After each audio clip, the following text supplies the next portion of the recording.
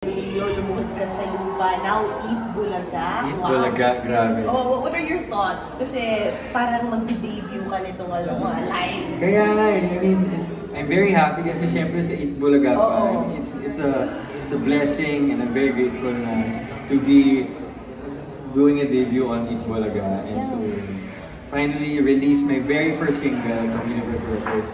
Right now, today, April 4, 2025. So I'm very happy. Big day for you. I just want to say congratulations because talent paid off. I mean, actually, yung una isa akala natin, QC, acting, pero grabe yung vocals mo. Like, yeah, you've been singing forever. Like, well, I've been singing since the pandemic lang. No. Mahilig lang, yeah. Kasi ang hirap, I know sa former network ko, diba, with Zef, to be paired with Zef, it's like, dude, I mean, their vocals, parang abot mo, diba? I mean, I'm trying to keep up. What did you do? Like, how did you develop your voice, etc.? Well, to be honest, nung pandemic kasi, ito started pandemic, so puro YouTube, lang ako, vocal lessons. Tapos eventually, when I had a show, I had to get na mga vocal coaches. Okay.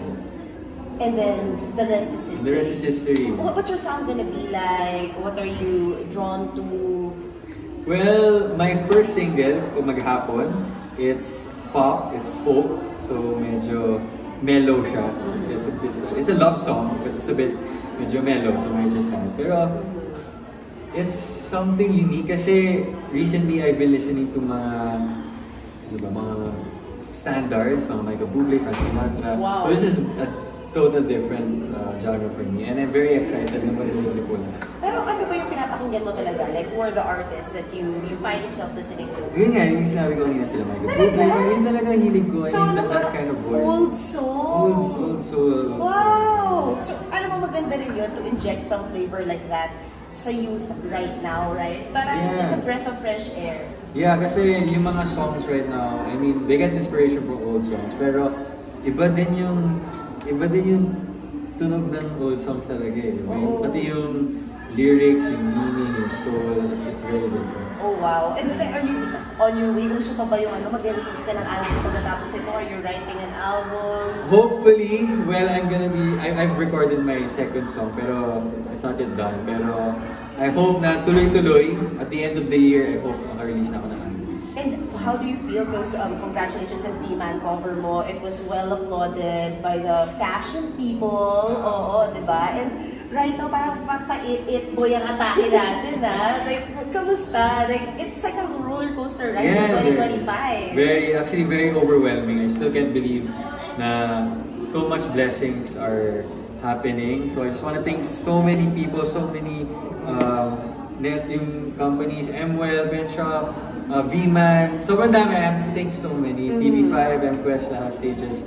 I'm just very grateful for everyone who has helped me and supported me all throughout. Pero may pasabog pa si Dylan, guys. Hindi pa lang sinasabi. Pwede na ba natin sabihin? Parang, hindi, binention ko na pala. May Hollywood film ka na agad, ha? Actually, grabe. Where are you flying out? Ang sabi sa akin yung schedule ko is this coming May, I'll be flying to Cebu daw po. And then, yun nga, I'll be working with the international artists. Grabe! Oo, pero grabe din yung mo naman kasi, yung mga preparations mo for the opportunities that arise, right? So, how are you dealing with it na hindi ka natataranta, cool ka lang? Parang pinaghahandaan? Well, syempre, paano pinaghahandaan? Syempre, you have to put in some work, you have to put in some effort. So, syempre, shoutout kay Derek Ryan. I'm very thankful for him kasi tinutulungan niya ako sa mga acting workshops, kay Teacher Annie sa vocal lessons, and to my dreamers, the Dylan Dreamers, for being very supportive sa akin.